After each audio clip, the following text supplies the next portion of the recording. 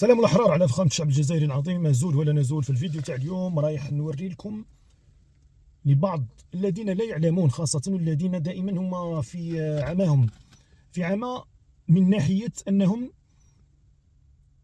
قدر النظام أنه يعيشهم في المحيط نتاعهم. يعني أنت تعيش كحيوان، تاكل تشرب تجيب ولاد، لكن قدرت تتزوج وشي اللي منه خليك منه. هادو حوايج تاع الناس الكبار، حوايج تاع الناس الكبار. هذوك الكبار درجه انهم يخرجوا في خطاب رئاسي يقول على انسان باللي هذاك مجهول الاب ومجهول الهويه. راح تكتشفوا امور هي بالنسبه لنا احنا عاديه نعرفوها، لكن كاين فيها اللي يبقى مدرج. احنا نعرفوا منه القليل والقليل جدا. كي نقول لك نعرفوا منه القليل والقليل جدا، هذا بما تتكلم افواهنا وبما نملكه من معطيات يعني حقيقية، يعني أدلة وشهادات. أولا على فكرة، عمهم ماكرون رد اليوم على طرطور المرادية وقال له قال له اطلق صنصال. قال له اطلق صنصال، قال له نهضرها لك هكا بالعقل، اطلق صنصال خير ليكم وخلاص. من ناحية أخرى، الأخت الحرة عبلة قماري اللي خرجت منذ 22 فبراير 2019 باش تحاول تمد شويه شهامه ورجوليه لمنطقه الجنوب المحقوره. مانيش حاب نقول كلمه كبيره، لانه كان من المفروض، خلينا نقولها دركا، لانه احنا وصلنا لواحد المنطقه ما بقاتش رماديه، لازم تكون ياك حلايا بيضاء. انت تنتظر انه دائما الانتفاضه تجي من عند المظلوم اكثر، تجي من عند المظلوم وتجي قبل من عند المظلوم اكثر. فعندما ترى هذه المنطقه اللي هي الجنوب، اللي هي مصدر الغنى نتاع هاد العصابات، ماشي الغنى نتاع البلاد، الغنى نتاع العصابات اللي قاعده تسرق فيهم ليلا ونهارا بالاقتسام مع الامبرياليات اللي قاعده تدعم فيهم وتخليهم فوق الكرسي. انت تنتظر انه الانتفاضه من ذاك، لكن اليوم الصوتين الوحيدين اللي قاعدين يتكلموا من منطقه الجنوب هما امرأتين، بصح امرأة بألف أسد. عبلة قماري، لالا عبلة قماري ولالا أمال نايلي. يا وأسفه، يا وأسفه. كنت نتذكر على ما أعتقد في منطقة الغواط في المرحلة نتاع الأشهر الأولى نتاع الحراك، كان واحد من الإخوان تما قال كلام رائع عطاه لأهل الجنوب. قال لهم يا أهل الجنوب، قال لهم نوضوا يا أهل الجنوب. قال لهم ما تخليوش الناس من بعد في الشمال يقولوا الصحراء ما ناضتش ضد الاستعمار. نوضوا ويخليوكم ديما الاخرين في إقرار القرار. وكان عنده الحق، رأيت أنه قال كلمات بأدب وبكل شيء، لكن يا وأسفه. على فكرة، هذه مش دعوة مني لرجال الجنوب أنهم ينوضوا ويديروا ثورة، لأن الثورة حقيقة تصرى عندما يصل الظلم إلى مراحل، أو العرب خليني مادامنا نهضروا بالعربية، خليني ما سبوزو ماناش أمازيغ وماناش كذا. العرب كانوا يحملوا يصبروا كالجمال، بصح كي تتقاس فيهم المرأة يصبحوا صحيبي، يصبحوا ذئاب. احنا وصلنا نشوفوا انه امرأة جزائرية تحقر لم تفعل شيء. على بالكم كون غدوة يدخلوا كارولين هذيك والله واحدة من العاهرات نتاع التيك توك، كون يدخلوها للحبس، كون تشوفوا التضامن. شفت فيها نهار دخلوا هذيك زلزول والله ما عم باليش كيفاش اسمها، نهار دخلوها للحبس، شفتوا التضامن في الفيسبوك والتضامن في التيك توك، وهي فنانة وهي وكذا وهي كذا. لكن عبلة قماري امرأة محترمة، ابنة عائلة محترمة، خرجت تتكلم باحترام عن حقوق ولاة بلادها، لأنها هي خدامة بالمعنى تاع الناس اللي يحطوا رسالهم في الأرض، هي لاباس بها. علاش تخرج هي تدافع عليك نتايا؟ لا تخرج تدافع عليك. اليوم أختها الوحيدة هي وعائلتها اللي دافعوا عليها، مع ذلك مسكتينها وسكتوها وزادوا قبضوا على أختها، تعداوا على أختها وعلى عائلتها. يا للعار. لا تعرفوا، لا أجد الكلمات باش نعبر على درجة القهر اللي راني فيه على رجال الجنوب خاصة. لأنه حتى الدعم اللي عبد الله قماري قاعد يجي من الحراكيين نتاع الشمال اللي راهم في الجزائر. خليونا احنا اللي من برا رانا عندنا القوة باش نتكلموا ندافعوا على خوتنا وخواتاتنا. من جهة أخرى 3 سنوات سجن لخونا فتحي غراس والزوجة نتاعو مسعودة شبانة. علاه؟ سياسي مارس في السياسة نتاعو هو وزوجته سياسيين. السياسي عنده الحق يروح للتلفزيون ويقول لهم هذا ليس رئيس وهذا رئيس الجيش، ما عندوش الحق يدير كذا. السياسي في الدستور الجزائري من حقه يفعل هكا، ماهوش السياسي في الدستور.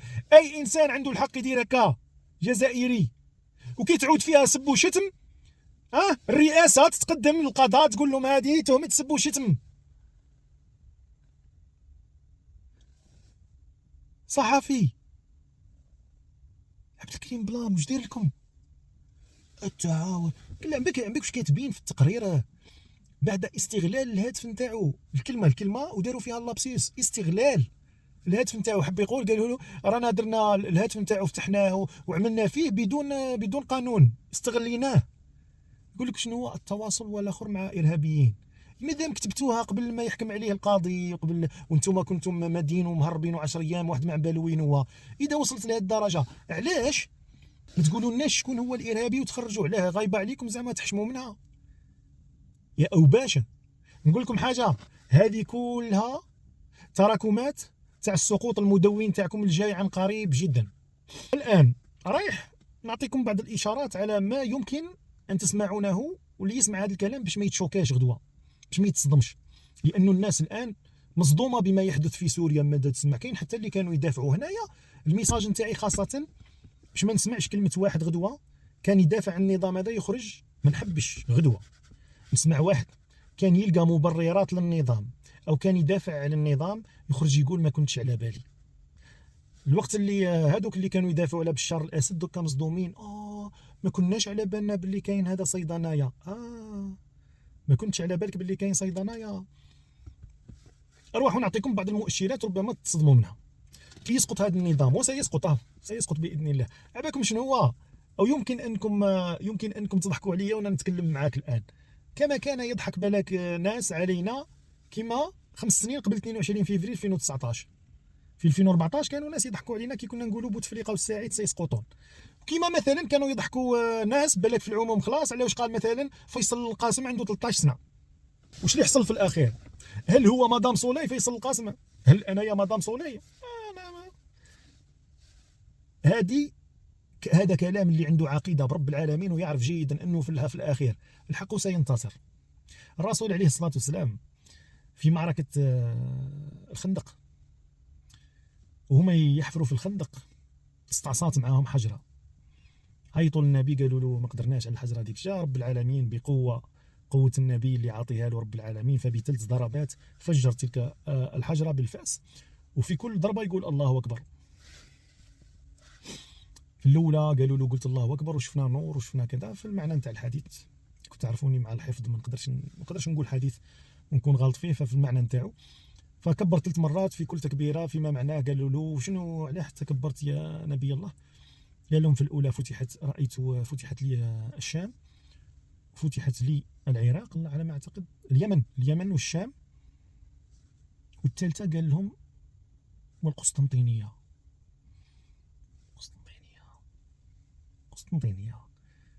من بالك الصحابة تما هذوك القلة هذوك نورمال قانعين. القسطنطينية فتحت بعد أكثر من 600 سنة من هذا القول. الشام واليمن هاكو تعرفوا. هيا خلي نعديو شويه على معركه الخندق. عندكم علاش نعديو على معركه الخندق؟ معركه الخندق كانت بعد الهجره وتلموا صحابه والرسول محمي من طرف الاوس والخزرج، فدار الحلف نتاعو هذاك باش يجاهدوا بعد معركه بدر اللي ربح فيها اللي تسمى معركه الفرقان، وبعد معركه احد.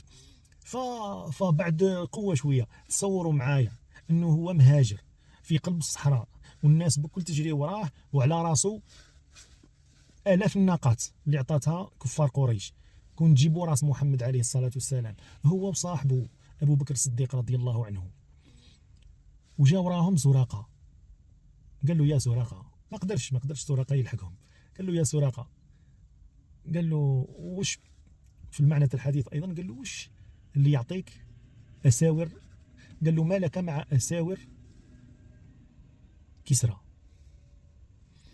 قال له كسرى تاع المدائن. سراقة شايف نتايا، تصور معايا الصورة، زوج عباد معاهم زوج جمال، واحد لاحقهم وعنده حصان في قلب الصحراء، دور من نرمل دور من نرمل، فواحد ما على بالو قاعد، هذا اللي هنايا سراقة هذا عن بالو باللي الناس بكل يتحوس عليه لانه على راسه الاف الناقات وكلهم مرتزقه، هذوك بكل مرتزقه يحوسوا شكون اللي يدي صوارد على راس النبي محمد عليه الصلاه والسلام، ماهوش سامع خلاص به شكون هو، يكون ما عرف شكون هو يقول له نجيب لك راسك، يقول له الاساور نتاع كسرى.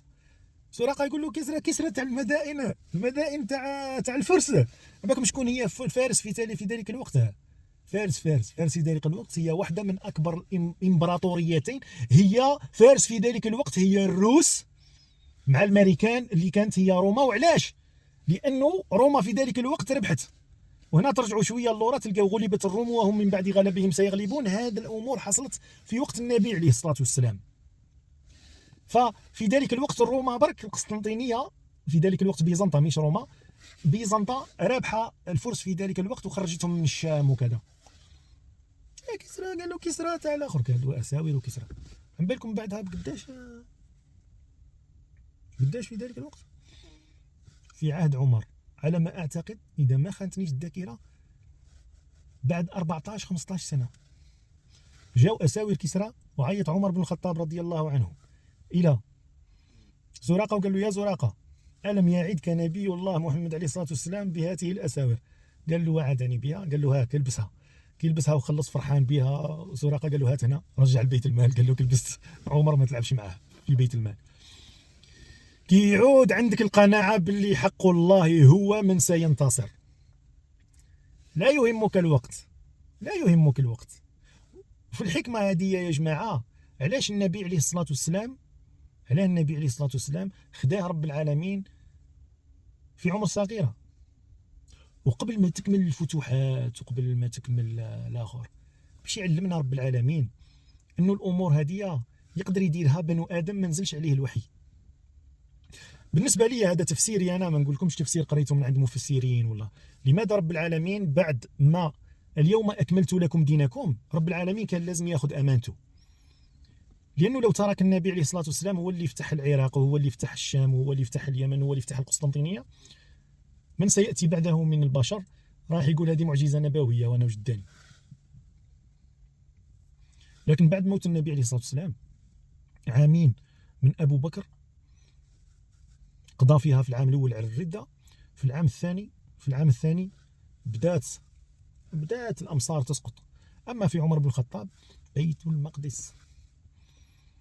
المقدس، وبعد هاك وشفتوا وين راحت في عهد عثمان بن عفان وين راحت الفتوحات، وبعد ذلك تدخل الازمات الداخليه لكن باش نفسر لكم انه في الحقيقه الحق في الاخير سينتصر.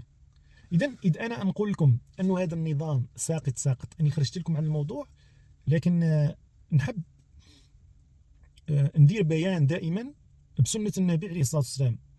على فكره انا قلت لكم كاين ناس، انا واحد ما يعقدني يا جماعه، واحد ما يقدر يعقدني. انا انسان مسلم وعندي عقيده، مانيش احسن العابدين، بصح اذا كان فيه مثال تاع حرب حق على باطل فلن اجد احسن من سنه النبي والصحابه باش نمثل بها وباش نقتدي بها. تجي دركا تقول لي عقليه اسلاميه مش اسلاميه، هذه مشكلتك. وين نقول لك، وهذا الكلام موجه لما يسمى علمانيين، اللي هما في الحقيقه تلقاهم دائما مع صهيونيين. العلمانيين اللي عندهم عقليه اقصائيين كما الاقصائيين في الجزائر، اللي قبلوا انه ناس يرحيها نزار بالاخر، يرحيها نزار بالدبابات. انا بالنسبه لي هذه النوعيه من الناس خاصه هما وهذوك العسكر اللي قادرين يقتلوا الشعب كيف كيف لانه الحق اللي نمثل به انايا هو حق سيره النبي عليه الصلاه والسلام وصحابته. ما كانش حاجه كما هكا في التاريخ اللي تقول باللي يفعلوا كذا او يفعلوا كذا. لذلك انا كي نقول لكم نتكلم لكم على مبدا الامه، نقول لكم انايا نقبل تكون في الامه الانسانيين جنوب افريقيا، وربما ما همش مسلمين لكن هم اقرب ليا من حكم السعوديه والله من حكم السيسي والله من العقليه الاستئصاليه. انا بالنسبه ليا البرازيل نتاع لولا اقرب ليا انسانيا، والعقيده الاسلاميه الانسانيه اكثر من يدعون الديمقراطيه وحريه الانسان في فرنسا وفي باش نفهمكم برك. انا قاعد نجبد لكم في امثله تاع دول او السلطات الدول اللي حاكمه اليوم. لانه كون نرجع لك عامين لورا البرازيل ما نسميلكش كلمه البرازيل، لانه كان حاكمها بوناسيرو اللي هو صهيوني راديكالي نورمال وقاعد يصفق على قتل اطفال فلسطين. اذا باش برك هذه بكل خرجت باش ناس ما تدهش برك غدوه، ما نحبهمش نسمع، خاصه من كان يدافع عن النظام او من كان في جنب النظام او من كان يبرر النظام. غدوه ما نحبش نشوفهم، ما نحبش نسمعهم، وغدوه صوتكم لا يسمع. انا بالنسبه لي لا يسمع خلاص. اذا نتكلموا على ما سترونه. مثلا نبداو من الترند نتاع اليوم اللي هو الاعتقالات هذوما اللي قاعدين يحصلوا في فرنسا لما يسمى مؤثرين.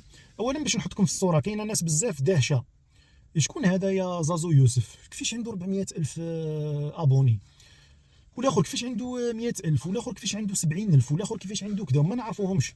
طبعا انت تستغرب وانا ثاني نستغرب، انا زازو يوسف هذايا اول مره نسمعه، رغم انه انا كجزائري عايش في كندا. كاين واحد في الجزائر مثلا عنده 70 الف متابع في التيك توك، كون انايا نكون من اللي يشاهدوا تيك توك نص ساعه برك في اليوم لازم يخرج لي في الالغوريثم. بصح هذا زازو يوسف وكذا ما نشوفوش خلاص. التساؤل هذا نجاوب لك عليه هنايا بطريقه تقنيه. هاد الناس اللي يسميهم مؤثرين وهذه راح نجبد لك واش رايحين تكتشفوا من بعد، واش رايحين تكتشفوا، وخاصه في الدواسه اللي رايحين يخرجوا لنا من القنصليات ومن السفارات، ان هذه النوعيه كانوا دايرين لهم البيجي هذايا. وعلاش تلقاهم خاصه في التيك توك عندهم ارقام كبيره، وتقول انت كيفاش هذا ما نعرفوش 400 الف، انت تدهش.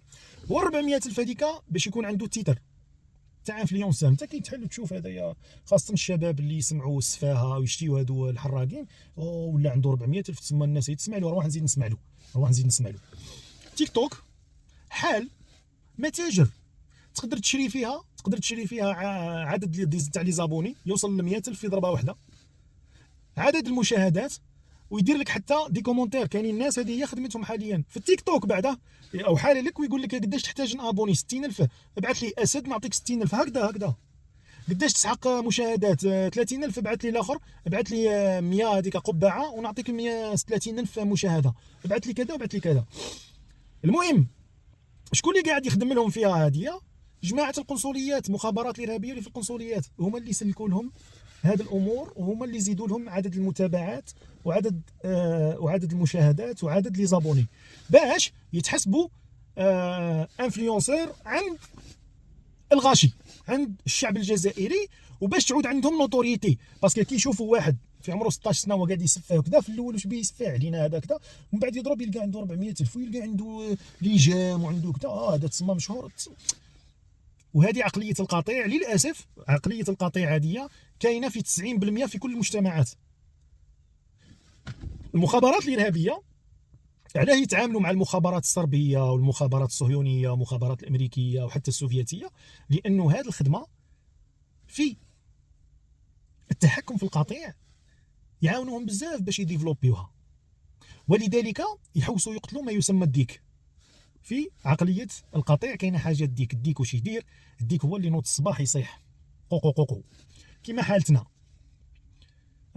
على ديك الديك يقلق. شتي ديك كيسمعوا هذوك الفنيانين اللي ما ينوضوش الفجر وينوضوش الصباح وكذا، بيع علينا الديك هذا، قتلوه، ديروا الخرفان هذوك اللي يشتيو يرقدوا وكذا، يقلقهم. بصح الدجاجه هذيك اللي تعديه كما هبط راسها وكذا، هذيك هي اللي يحبوها. لذلك الديك ديما راسو مطلوب. ولكن تولهتو تلقاو ديما في فيرما ما كانش بزاف الديوك، كون يعودوا 4 ولا 5 ديوك، الزاقات علينا ما كانش واحد ما ينوضش في الفجر، فقل شي واحد. علاش؟ من اجل التكاثر برك، من اجل التكاثر. حتى الديك هذاك يكثروا له الدجاج باش هو يبقى واحد ما ينوض يغلب ويدخلوه في النزوات الجنسيه. فيا جماعه انا قاعد نحكي لكم كليله ودمنه، قاعد نحكي لكم في حقيقه حطها على الواقع بركا، ماشي قاعد نضحك معاك او اخي. تعرفوني اني اتخذ الاسلوب المبسط باش يفهمني اللي في عمره 6 سنوات، وهذا هو الاصل. من بين ما ستكتشفون في القنصليات في السفارات رايحين تكتشفوا اين ذهبت اموال الجزائريين في هذا الزبل. كي نقول لكم في هذا الزبل ستكتشفون في القنصليات اللي تدي في دي بيدجي تاع ملايير ممليره، تاع ملايين الدولارات تصرفها كما نقولوا القنصليات وسفارات فرنسا مثلا. بلدان كما فرنسا يمكن ان تتعدى الملايين تاع الدولارات في الشهر، في اليوروات في الشهر الواحد.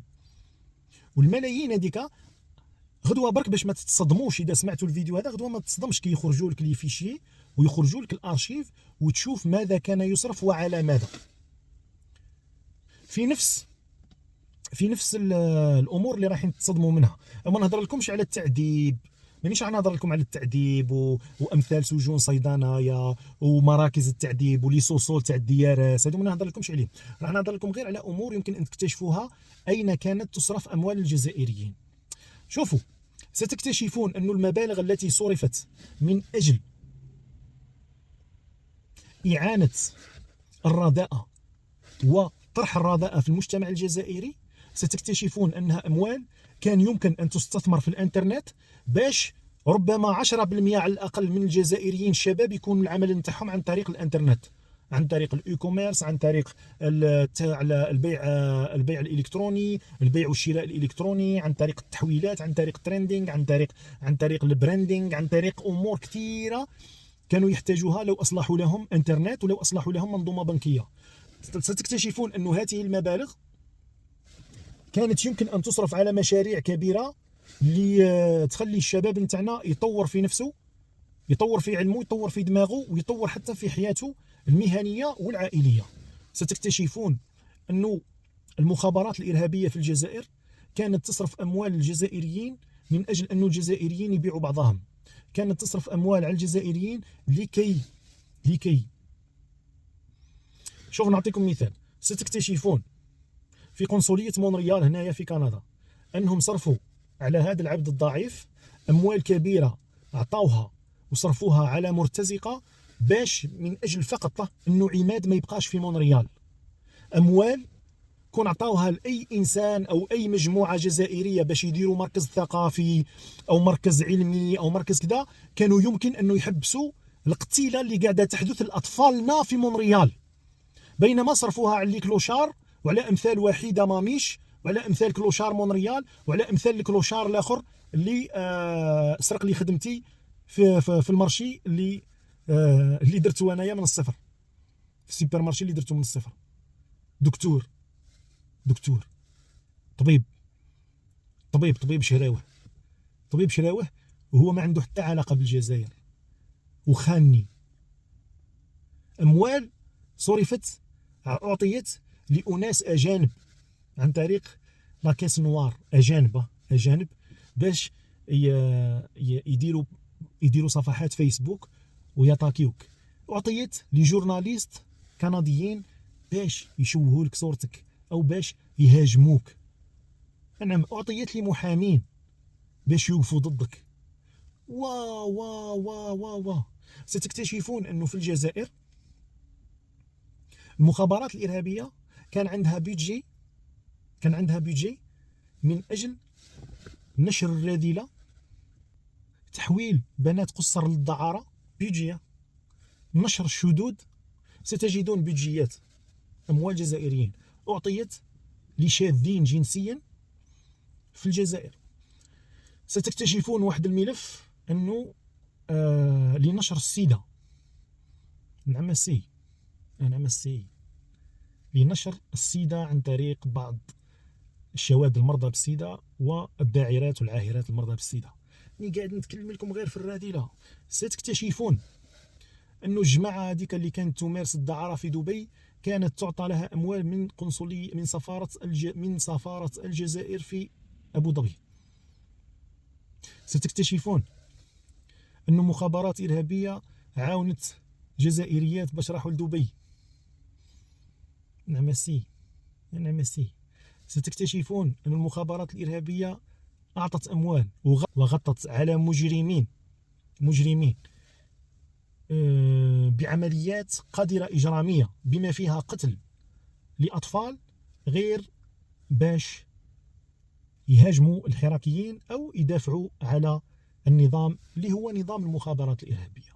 ستكتشفون صرفوا أموال على عائلات ناس باش يحطموا لهم عائلاتهم، سواء بشراء نسائهم أو العكس.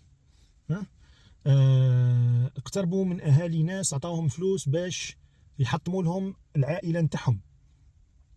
ستكتشفون أمور يندى لها جبين أي إنسان عنده قد هيك إنسانية فقط في قلبه. لذلك ما أريد أن أوصله لبعض الجزائريين، أنني نسجل فيكم باش ما تصدموش غدوة، وماذا بيا ما تخرجوش برك تلعبوها لنا باللي ما كنتوش على بالكم، لأنه أصبحنا لا نحتمل في عام 2024 في عام 2025 أصبحنا لا نحتمل أنه يخرج لنا واحد أو وحدة باش يقول لنا ما كنتش عارف والله ما كنتش عارفة، لأنه يكذب من يقول أني ما نعرفش أو ما كنتش عارف أو ما كنتش عارفة. أنا بالنسبة لي يكذب. لذلك أنا راح نحبس على النصح نتاع النظام هذا، لأنه تعرفوا كي يكون عندك فريجيدار وعدى عليه وقت، هو في الأصل كي شريته نتايا لقيته في الدار، انت دخلت لقيته في الدار، فكان محتمة عليك انك تحكمه.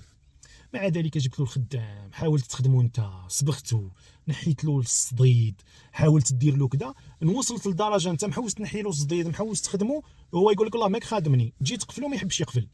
هكذا كان النظام الجزائري. في وقت من الاوقات انت تقول والله ما زاد دخل الواحد وما زدت خدمته، وربما تخليه شويه قاعد في الدار، تخرج مره من المرات تقول جاء الوقت انه نلوحوه على طاقه.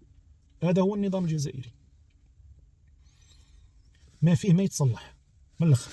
لذلك يجب تهزوا، تخرجوا وتحطوا حاجه في بلاصتو جديد، تكون انت اللي اخترته بقناعتك وبعقليتك وبكذا، ما يكونش خيره لي مخابرات ارهابيه او واحد سمو شنقريحه خائن. على فكره المرتزقه تاع فرنسا اللي غناو بالوطنيه وغناو بالوطنيه الزائفه تاع انهم ضد المروك وضد كذا، فرنسا قولوا لفرنسا احنا ماناش مراركه، احنا جزائريين. عباكم الاعلام الفرنسي، حبيت نحل قوسين برك، الاعلام الفرنسي الان تاع اليمين المتطرف هو اللي هز القضيه هذه وقاعد يلعب عليها بلعب قدر، لدرجه اني قلتها لكم البارح انه المتضرر الاول راح يكون هما الحراقه مساكن. فالنصيحه نتاعي للحراقه رايحين تكونوا فيلنيرابل في الاوقات الجايه، لذلك حاذروا على ارواحكم جدا، حاذروا على ارواحكم جدا. من باب شنو هو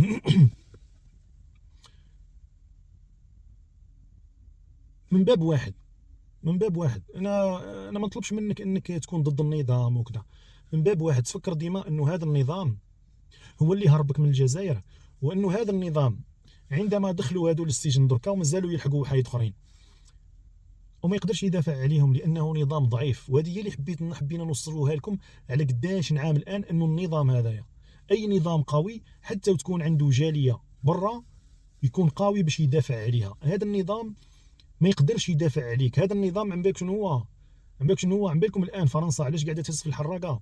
لانها ما حبتش تقيس ولادهم، لانه نتايا الاجدر بك كون جيت انايا في بلاصه فرنسا وحاب اذل فعلا الجزائر كدوله، نروح نهز ولد شنقريحه نلقى له سبه تعرفوا شنو هو؟ انا متاكد انهم عندهم 5000 سبه، موش برك ولد شنقريحه ولد السفير اولادهم. وقالوها في الاكستريم في الاخر في الاعلام الفرنسي تاع الاكستريم دروات، قالوا لهم على ما نتلاحوش المونوكلاتيور نتاعهم، ولادهم يقراو هنا سكتوه. باسكال طراوت سكتوه، قالوا له اسكت، قال له واش بيك هذا راهي اموال كبيره دخلنا من عندها نحقروا الحراقه وخلاص. هاد الحراقه اللي دخلوا دركا يستاهلوا، ما نقدرش نقول ما يستاهلوش. اما عمهم بوعلام هذاك طاطا بوعلام وهذاك طوطو ديزاد وخوه والجماعه هذيك اللي معاهم، هذوك ان شاء الله ماهيش برك يروحوا فيها، هذيك ان شاء الله يدفعوا الثمن. علاش؟ باش غدوه تشوفوهم كي يخرجوا يقول لك وانا جو سوي فرونسيز جو سوي فرونسي وما في فرونسيز ما فامي فرونسيز جو سوي انتيغري اون فرانس بلا بلا بلا. من ناحيه اخرى طبعا كحراك كإنسان ضد النظام نمشيو في صف واحد، لكن هنا لازم نحل قوس كبير على شوقي بن زهرة اللي خرج في الإعلام الفرنسي وتكلم على زوج أمور. أنا واحد من الناس ما يمثلنيش فيهم وكما قالها الآخر يمكن أني ونفهم علاش إعلام الإكستريم دروات اعتمد عليه في هذا الأمر. أول أنه خرج حكاية قاعد يقول باللي أنه تبون قال أنه شهداء الجزائر 5 ملايين وحاجة، وهذا رقم مبالغ فيه ورقم مبالغ فيه وما نعرف منين جابه. لا هو صح رقم خاطئ. الرقم الحقيقي هو 8 ملايين، أكثر من 8 ملايين. إذا كنت تنفي هذا الأمر فأنت إنسان أنتيسيميت وريفيزيونيست. يعني نهضرها لك بكل أدب واحترام، أنك لا تؤمن أنه ما بين عام 1830 و 1875 أبادت فرنسا ما يقارب نصف الشعب الجزائري، فأنت إنسان يجب الحذر منه، وأنا ما عنديش لغة الخشب في هذه. الأمر الثاني أنك كنت قادر تجاوب على الأسئلة على قدر السؤال. درت خدمتك كلونسير داليرت ما شاء الله، حتى أنا دعمتك في التويتر وبارطاجيت لك، ما كان حتى مشكل. أما علاش زعما قاعد تدخل في حكاية؟ علاش خرجت حكاية لاغوش وجبت كمثال ريما حسن وأنها قالت على الجزائر أنها مكة الثوار؟ وش دخل الجزائر؟ أنت تعمل الفرق بين الدولة والوطن والنظام. هل الجزائر مكة الثوار ولا لا؟ ماشي الجزائريين اللي سماوها مكة الثوار على فكرة.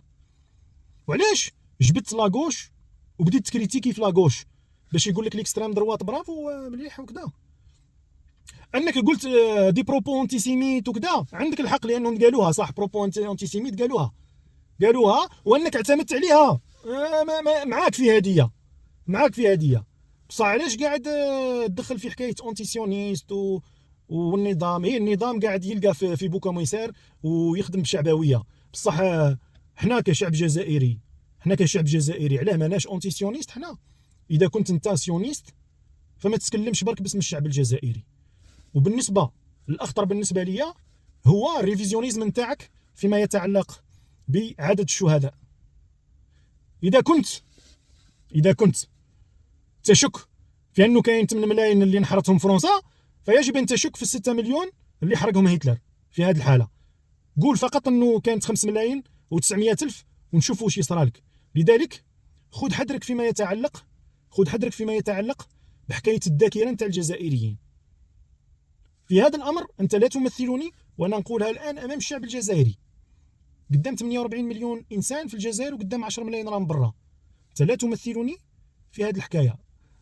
بيناتنا نظام مجرم نحاربوه كان حتى مشكل، لانه هو في الاصل قاعد يعتمد على الذاكره هذه باش يخمجها، باش يوصل واحد كيما قشيحه يهز لي يقول لي يحيى الشهداء وعمي بوعلام، ومن جهه اخرى تجي انت تشكك لي في رقم المؤرخين الفرنسيين قالوه. اذا انك تكون لونسير داليرت وضد النظام شيء، وانك تشكك في تاريخ الجزائر شيء كبير، اعتبره انا اعظم من العمل اللي قاعد تعمل فيه في النظام ضد النظام. اذا الانسان كي تكون عنده مبادئ ضد نظام كما هذا تكون عنده مبادئ كامله متكامله. لكن انايا بالنسبه لي ما قلته خطير جدا. هذه برك باش يعرف كل انسان جزائري اني متبرئ من هذا الكلام ولا يمثلني فيه، لاني انايا الان في معركه فارقه ما فيهاش الرمادي، فيها اسود او ابيض. اللي حاب ياخذ عمليه رماديه باش يبان حاجة أمام مستعمر سابق، فلا يمثلني حبيبي، لا يمثلني. من الآخر، سلام الأحرار.